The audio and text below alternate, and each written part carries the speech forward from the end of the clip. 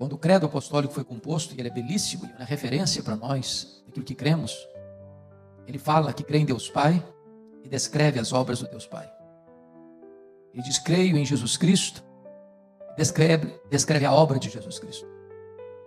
Mas quando fala no Espírito Santo, só diz: creio no Espírito Santo. E não há nenhuma palavra sobre a obra do Espírito Santo. Na história da igreja, a primeira obra específica sobre o Espírito Santo foi escrita no século XVII, por John Owen, na Inglaterra. Depois outro clássico só foi escrito no século XX, por Abraham Kuyper.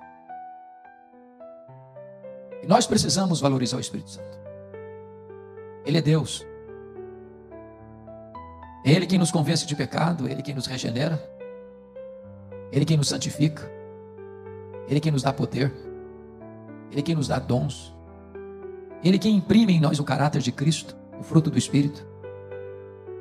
Ele é quem nos batiza no corpo de Cristo. Ele é quem nos sela para o dia da redenção.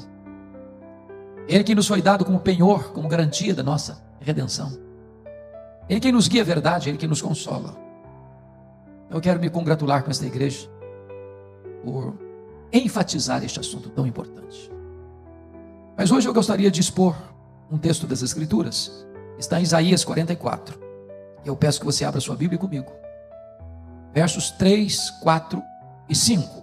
Isaías 44, 3 a 5.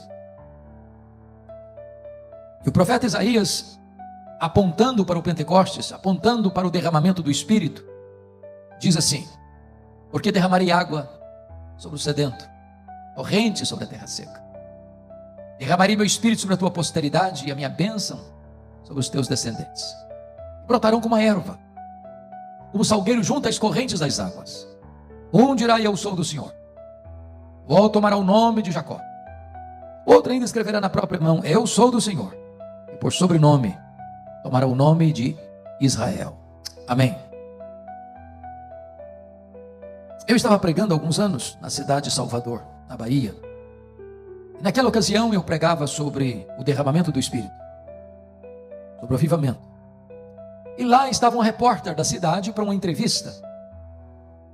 E então, ao terminar de pregar, essa repórter foi me entrevistar e me fez uma pergunta inquietante, perturbadora. Ela olhou nos meus olhos e me perguntou assim: o senhor crê no que prega? E eu disse: é claro que eu creio no que eu prego. E ela, um tanto quanto cética, incrédula, perguntou: mas o senhor crê que ainda hoje Deus possa derramar do seu Espírito e trazer um avivamento e impactar uma igreja, uma cidade, uma nação? Eu disse: é claro que eu creio nisso. Ela disse: o senhor pode me dar alguma evidência disso?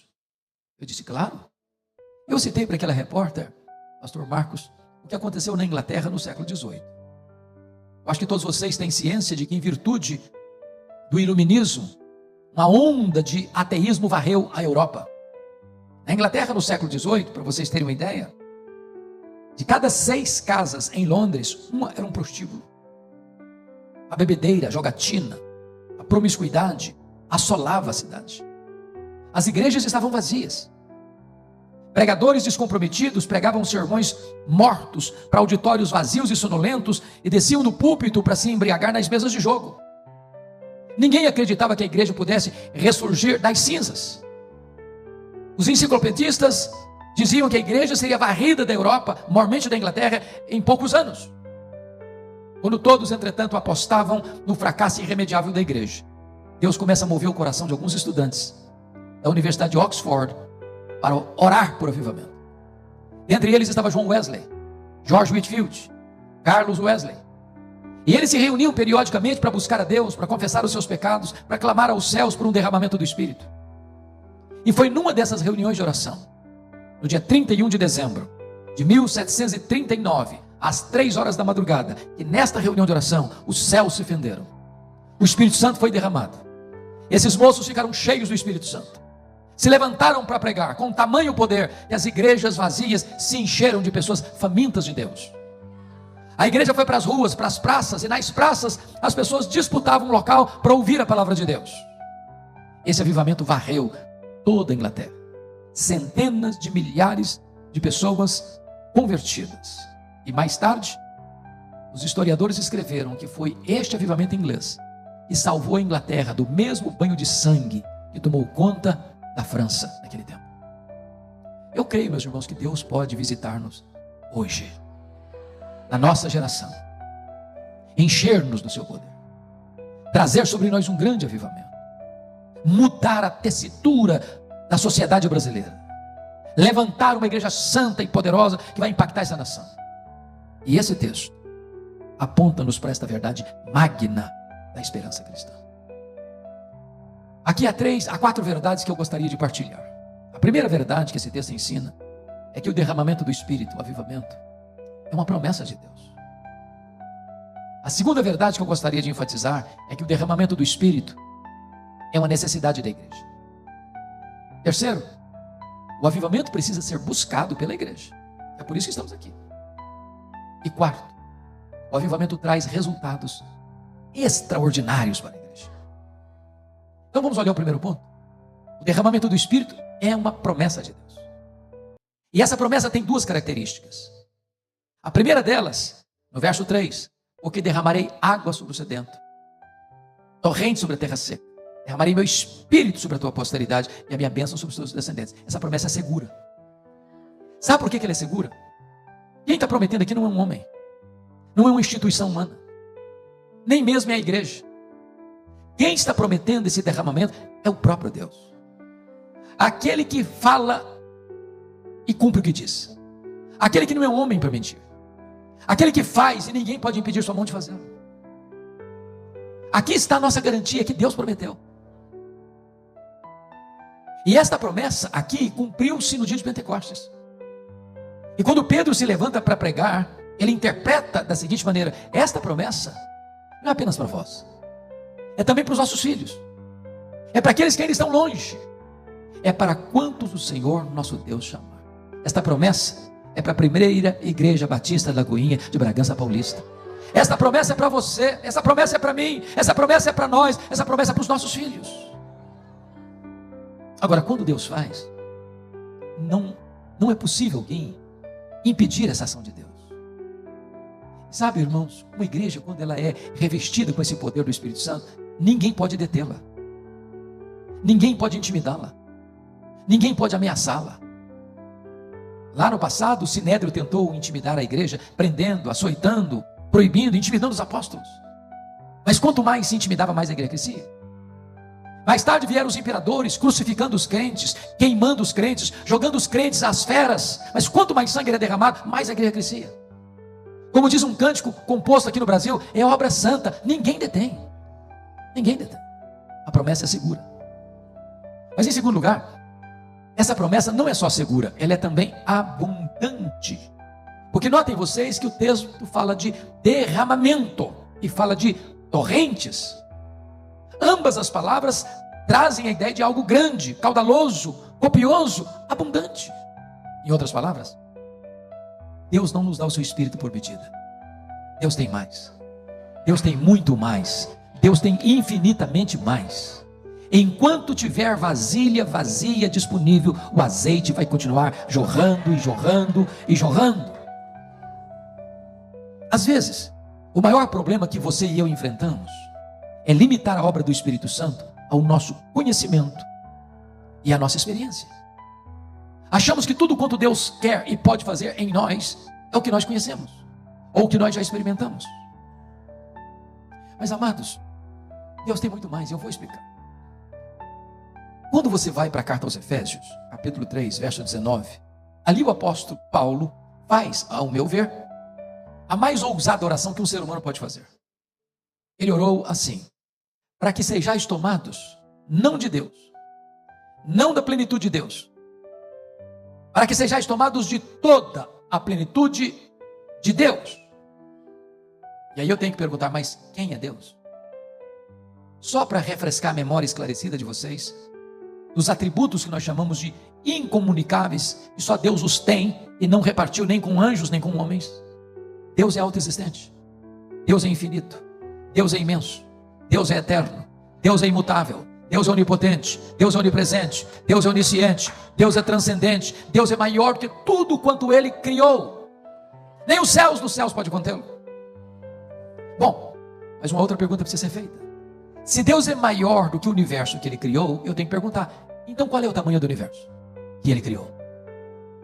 Nenhum astrônomo, por mais robusto que seja o seu conhecimento, por mais peregrina que seja a sua inteligência, é capaz de afirmar categórica e insofismavelmente qual é o exato tamanho do universo. O que eles dizem é que o nosso universo, o que se conhece hoje, tem mais de 93 bilhões de anos-luz de diâmetro. E o que significa isso? Significa que se você voar à velocidade da luz, 300 mil quilômetros por segundo, nessa velocidade, você demoraria mais de 93 bilhões de anos para ir de uma extremidade à outra do universo. Abraham Kuyper, primeiro-ministro da Holanda, disse: não há 1 centímetro desse universo onde Deus não possa dizer, eu criei isso aqui, eu sou o dono disso aqui, eu estou aqui. Esse Deus que nem os céus dos céus pode contê-lo. Agora Paulo está orando para que você e eu sejamos tomados de toda a plenitude de Deus. Aí você pensa, bom, Paulo devia estar delirando. Ele devia estar delirando numa prisão. Para que você e eu não cheguemos a esta equivocada conclusão, no verso seguinte, Efésios 3:20, ele diz assim: ora, aquele que é poderoso para fazer não mais, não muito mais, mas infinitamente mais do que tudo quanto pedimos ou pensamos, conforme o seu poder que opera em nós, a Ele seja a glória na igreja e em Cristo Jesus, agora e pelos séculos eternos. Agora, nós usamos esse versículo que Ele é poderoso para fazer infinitamente mais em coisas muito simples. Estou com a dor no dedão do pé. Ah, mas Deus é poderoso para fazer infinitamente mais. Tira essa dor aí, é verdade, é mesmo. Ah, eu estou com um problema financeiro na minha empresa, mas Deus é poderoso para fazer infinitamente mais. É verdade, é mesmo.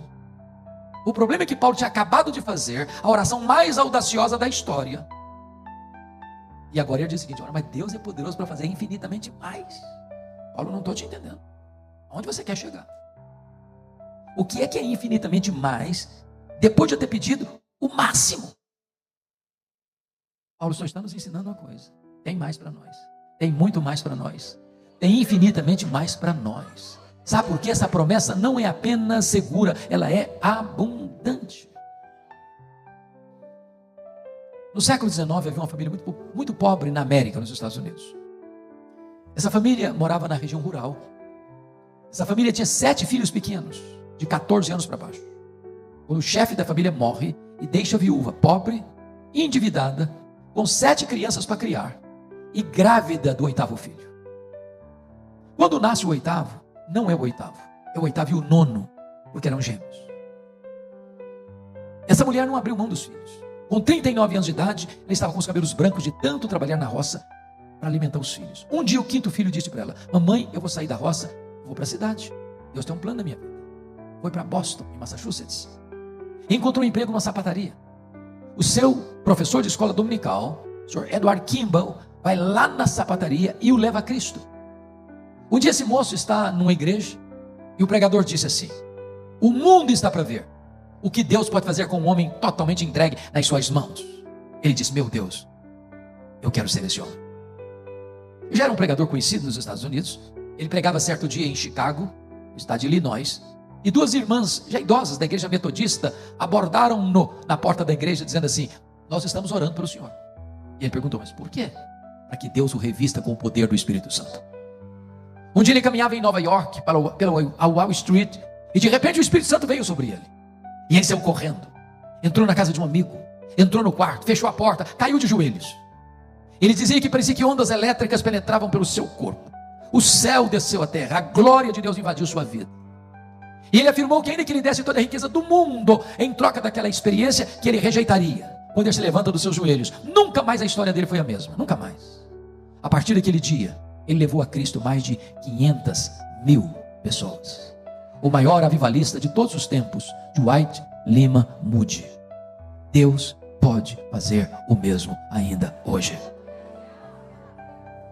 Mas há uma segunda verdade nesse texto que passo a destacar. Se o avivamento ou o derramamento do Espírito é promessa de Deus, é também necessidade da igreja.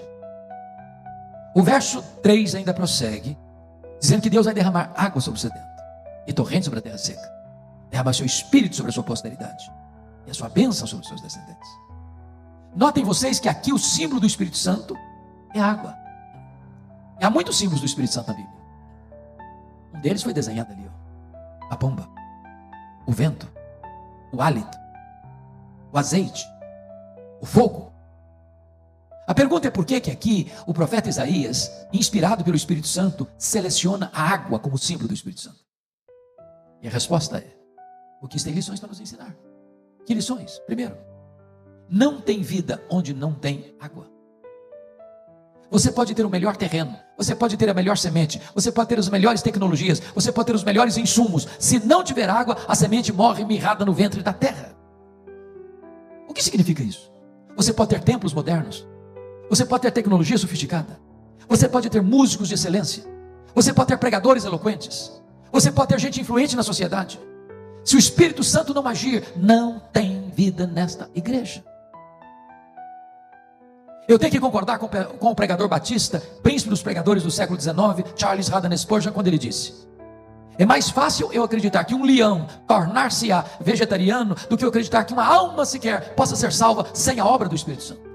Nós precisamos do Espírito Santo. Mas em segundo lugar, a água é necessária para purificar. Foi Jesus quem disse que quando o Espírito Santo viesse, ele convenceria o mundo do pecado, da justiça e do juízo. É o Espírito Santo quem convence de pecado. Sem a obra do Espírito Santo, irmãos, os homens vão ficar soberbos, orgulhosos das suas loucuras, aplaudir a si mesmos diante das suas maluquices. Só o Espírito Santo pode trazer quebrantamento, só o Espírito Santo pode trazer arrependimento, só o Espírito Santo pode levar o homem ao choro pelo pecado, à sede de Deus. Eu não sei se você já fez a pergunta que o Dr. Leonardo Ravenhill colocou no título de um dos seus livros: por que tarda o pleno avivamento? Por que você escuta os trovões, mas as chuvas não descem? Por que as chuvas são retidas? E a resposta é única: entre as torrentes de Deus e a terra seca, há um obstáculo no caminho.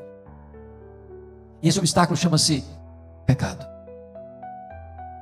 Quando Israel foi vergonhosamente derrotado diante da pequena cidade de Ai, Josué e os seus anciãos se prostraram com o rosto no chão. E Deus disse para Josué: pode ficar de pé, Josué. Há pecado no meio do arraial. E enquanto o pecado não for removido, eu não serei convosco. Enquanto o pecado não for tirado, não podereis resistir aos vossos inimigos. Às vezes a gente pensa que o maior problema da igreja é a presença do inimigo. Não. O maior problema da igreja é a ausência de Deus.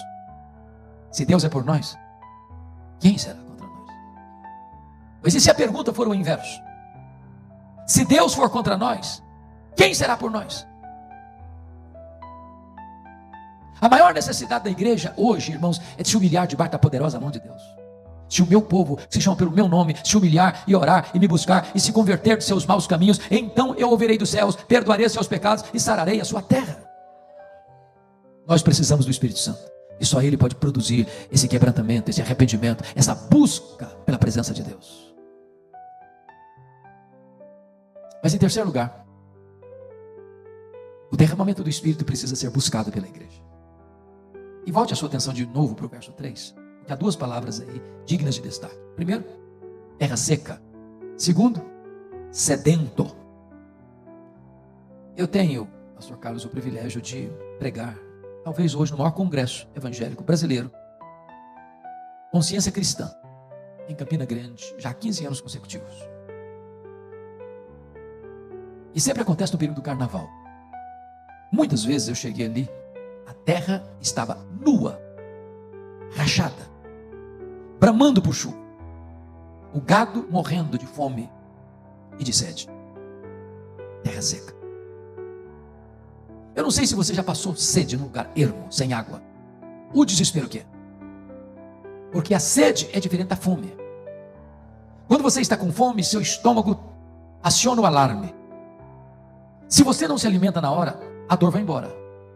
E você jejua um dia, 2 dias, uma semana. Eu conheço gente que jejua até 40 dias. Não é assim com a sede. A sede é implacável. A sede esmaga você, seca você, estiola você, mata você. Quando é que a igreja há de experimentar um derramamento do Espírito? É quando a igreja tiver sede de Deus. Não é sede das bênçãos de Deus. Não é sede das dádivas de Deus. É sede de Deus. Nós estamos vivendo uma geração que as pessoas estão correndo atrás da bênção. Às vezes as pessoas até numa linguagem bem igrejeira, né? Bem eclesiástica, eu vou hoje buscar minha bênção. Porque o centro do universo é ela mesma.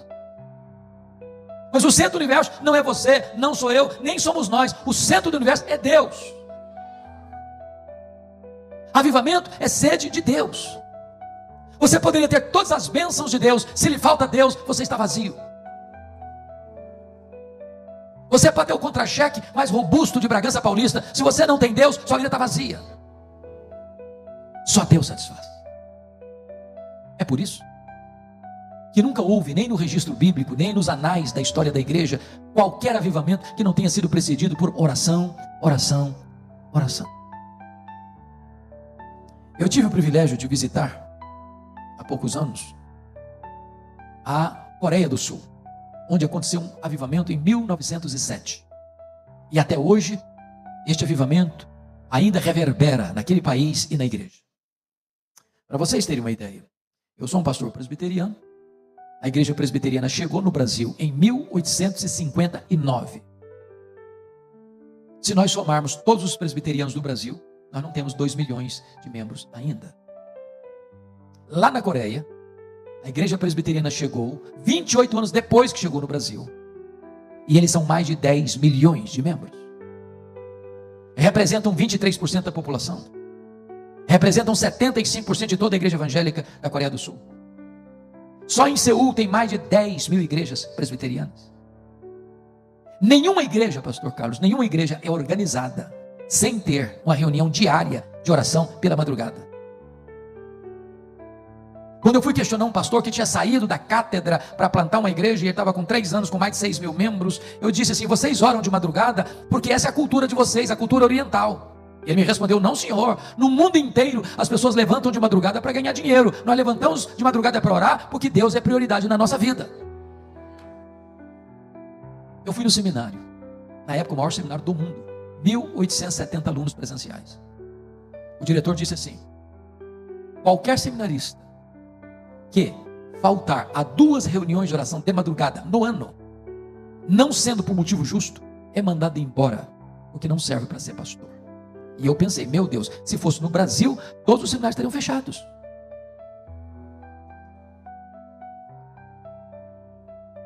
Nós somos da igreja Myeong-song, uma igreja na época com 55 mil membros, está com mais de 80 mil membros hoje. E aquela igreja tinha 4 reuniões diárias de oração pela madrugada.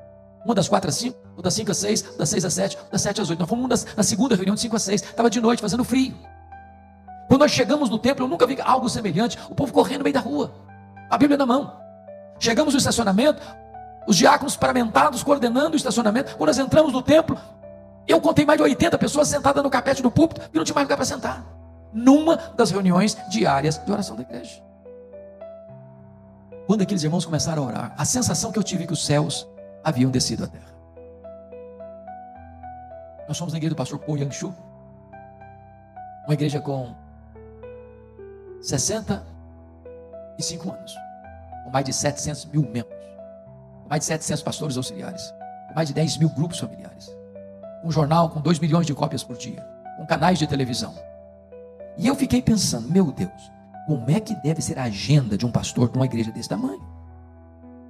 Para minha surpresa, ele nos disse, e li no seu livro, que ele gastava, né, já faleceu, apenas 30% do seu tempo para administrar essa igreja. E 70% do seu tempo ele gastava em oração, estudo da Bíblia. Comecei a entender que Deus é prioridade. Chegamos na igreja, ele estava dando uma palestra para sua liderança. Quando terminou a palestra, eu nunca tinha visto isso, pastor Carlos. Ele fez uma oração audível de 40 minutos. E quando o pastor Joel foi dar uma entrevista para 80 pastores brasileiros, ele deu uma entrevista de 4 minutos. E a pastorzada ficou com raiva. Achou que era um abuso. Ele estava nos ensinando uma lição. Deus vem em primeiro lugar. Porque talvez nós daríamos uma entrevista de 40 e faríamos uma oração de 4. Uma Um dia o telefone do gabinete tocou, a secretária atendeu. Era o presidente da Coreia que queria falar com o pastor. O presidente disse: eu quero falar com o pastor Paul. A secretária respondeu: ele não pode atender o senhor agora não, ele está orando. O presidente achou que a secretária não tinha entendido direito. Disse: eu sou o presidente da Coreia e quero falar com ele agora. A secretária respondeu muito calmamente: ele não vai atender o senhor agora não, ele está orando. Mais tarde o presidente ligou muito bravo para o pastor. O pastor respondeu: sabe por que eu não atendi o senhor? Eu estava conversando com alguém muito mais importante do que o senhor. Eu estava falando com o Rei dos Reis e com o Senhor dos Senhores. Eu comecei a entender que Deus era prioridade. Se nós queremos um derramamento do Espírito, irmãos, nós precisamos nos matricular na escola da oração. As torrentes são derramadas sobre os sedentos. Como é que Deus vai encher alguém que já está cheio, satisfeito consigo mesmo? A síndrome de Laodiceia: estou rico e abastado, não preciso de mais nada não. Não há nada que provoque mais rejeição em Deus do que soberba. Deus resiste ao soberbo. Sabe qual é o pior tipo de soberba? A soberba espiritual. Eu sou o crente tal. A minha igreja é a melhor da cidade. A minha denominação é o supra-sumo. Eu sou eu e mais eu ao quadrado e ao cubo. Cuidado. É sobre a terra seca que as torrentes caem. É sobre o sedento que Deus derrama água. Talvez um dos mais importantes avivamentos do século passado ocorreu no país de Gales. O país de Gales era uma espécie de Brasil da época. País do futebol, da bebida alcoólica, dos bares, dos lupanares. E de repente um moço entra no gabinete do seu pastor, que já era um homem velho, e viu o seu pastor com o rosto no chão, orando, não só ajoelhado, mas prostrado com o rosto no chão. E esse velho pastor orava assim: ó Deus, dobra a minha vida, meu Deus, dobra a minha vida, dobra a minha vida. E o moço ficou muito impactado, porque ele pensou: se o meu pastor precisa ser dobrado, eu tenho que ser moído. E ele estudava numa cidade vizinha, e no domingo ele foi à igreja. Enquanto o pastor pregava, o coração dele fervia. Terminado o culto, ele foi conversar com o pastor e disse: pastor, enquanto o senhor pregava, o meu coração queimava. E eu estava no meu coração com um forte impulso para voltar para a minha cidade de Lagoa, amanhã, segunda-feira, para começar uma reunião de oração.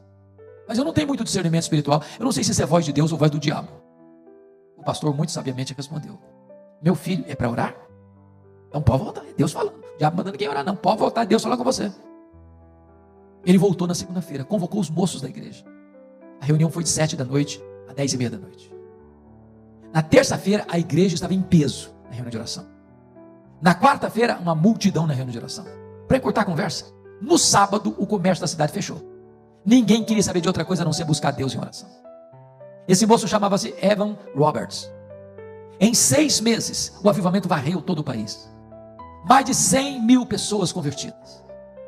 Esse avivamento invadiu as universidades americanas. Esse avivamento chegou em Xangai, na China, com Jonathan Gofor. Esse avivamento chegou na Coreia do Sul, em 1907, e um grande avivamento invadiu aquela nação. Deus precisa apenas de um jovem, uma pessoa, cujo coração seja totalmente dele, para Deus começar a fazer algo extraordinário. Mas eu quero terminar. Último ponto é que o avivamento traz resultados extraordinários para a igreja. E veja comigo o versículo 4, o primeiro resultado é um crescimento numérico exponencial. Eu quero dizer, pastor Marcos, pastor Joel, que tenho visto com muita alegria o crescimento da Igreja Batista Lagoinha no estado de São Paulo. É algo para agradecer a Deus. Mas isso é medida mínima do que Deus pode fazer daqui para frente. Há multidões do lado de fora precisam ser alcançadas. E quando Deus derrama do seu espírito, os descendentes de Abraão vão brotando como salgueiros junto às correntes das águas. As pessoas serão tocadas pelo Espírito Santo lá no campo de futebol. E, com todo respeito aos esportistas, os estádios vão ficar vazios e as igrejas vão ficar cheias. Os bares vão ficar vazios e as igrejas vão ficar cheias. Os lupanares vão fechar as portas e as igrejas vão ficar cheias. Ah, como eu espero esse dia. Como eu aguardo esse dia. De torrentes de gente, de multidões vindo, correndo, famintas, sedentas de ouvir a palavra de Deus. Mas o segundo resultado, aí no versículo 5, é o testemunho verbal dos crentes. Um dirá: eu sou do Senhor. O outro se chamará do nome de Jacó. O outro vai escrever na própria palma da mão: eu sou do Senhor. O outro ainda tomará o nome de Israel. Já pensou esse exército que está aqui hoje, saindo pelas ruas, pelas praças, pelos becos, pelas avenidas de Bragança Paulista, pelas universidades, pelas escolas, pelos hospitais, pelo comércio, pela indústria: eu sou do Senhor, eu sou do Senhor, eu sou do Senhor, eu sou do Senhor, eu sou do Senhor. E essa mensagem vai sair na velocidade de um rastilho de pólvora e vai impactar essa cidade. Me permita dizer isso. Às vezes você pensa: pastor, mas eu sou novo na fé, eu sou novo convertido, eu sou um neófito ainda, eu nem sei falar direito, eu só sei João 3,16 ainda de cor, eu sei muito pouco da Bíblia. Meu irmão, não é o seu conhecimento, não é a sua estratégia, não é a sua eloquência, é o poder da palavra de Deus. Abra sua boca e Deus a encherá. Eu termino contando uma experiência pessoal.